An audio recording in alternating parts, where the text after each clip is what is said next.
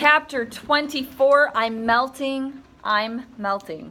Dana Summer was twirling away like smoke from a chimney, wasted and directionless. Wow, that's a good simile right there. Let's hope your summer's not like that. Yeah. She and her mother peeled wallpaper from another room. No bodies hidden there, and Dana helped with mailings for Save Walcott Castle campaign, which her father had taken up with a driving vengeance. But with the kids, it just wasn't the same. When she saw Mike or Derek or Ann, the thing about not mentioning Lisbeth Charles grew and filled the space with unspeakable emptiness. She remembered someone on TV once saying, "Whatever you do, don't think of pink elephants," and then of course that's all you can think of. Dana's house was headquarters for Save Walcott Castle. Each spare room was filled with posters, computer printouts, stamps, envelopes, and government documents. So it sounds to me like Dana's dad is really intent on preserving the history of Lawrence, Kansas. Dad, why can't I sneak in and see the house? Dana asked. Her father's answer was firm. No way. It's too dangerous. But you've been in it? I have life insurance. Don't ask me again. It's out of the question until the restoration is well underway, if we raise the money. With the big July 4th fundraiser coming up, no one really wanted to make the annual visit to the Shannon side of the family, but they had non-refundable tickets, and so Dana and her parents went to Southern California. Weren't we just talking about that? SoCal? Yeah. We all need to go. Her least favorite relative was her cousin Tony, the snob, who'd be a freshman in the fall. Tony thought Kansas was a laugh riot. People really live there. And she had her usual Wizard of Oz stuff to goad Dana with. Which, what does goad probably mean? Use your context clues. Chase? Make fun of her, push her buttons type stuff, annoy her. Yep. At Disneyland, while they were waiting to get into the Haunted Mansion, Dana stupidly said, "I hope it's worth all this standing in line in the boiling sun," to which Tony, who weighed in at about 185 loosely assembled pounds, crumbled to her feet and wailed, I'm melting. People dashed to her rescue, including a guy who said, "Let me through, I'm a veterinarian," but Dana reassured them, "Don't worry, she's just the Wicked Witch of the West." Next year, Dana's mother muttered on the way back to the airport, "We go to someplace more fun like Black Hole of Calcutta or the Bermuda Triangle." On the plane, Dana reread Millicent Weaver's journal. September 11th, 1856. Our afternoons are pleasant, but there's a nip in the air in the mornings. I suppose the winter will warn us of inevitably descend. Well, perhaps the harsh weather will keep Caleb home with us more and the traffic through here less. September 16th, 1856. Caleb is off in Westport on Constitution business again, but with the help of God, he's been able to free young Solomon from the clutches of that unscrupulous man in southern Missouri. Poor Solomon stumbled into our house last night, looking more like a crazed animal than a human being. Someone had mistaken him for a wolf, I surmise, and shot him. The bullet passed right through his upper flesh of his arm and left a ghastly wound. Oh, dear Lord. He walked the whole way for 9 nights with no shoes, sleeping in haylofts when he dared, but mostly in open ditches.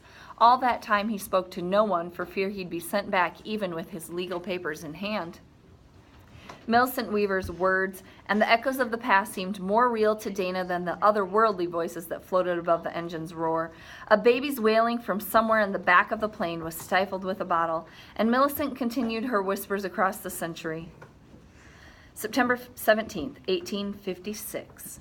Miss Lisbeth tends to Solomon, though he sleeps and sleeps. She bathes him like a baby and applies fresh poultices of purple prairie clover to his arms. So she has homemade bandages with purple clover, which is, she likes to use roots from flowers, from plants, to treat wounds and sickness.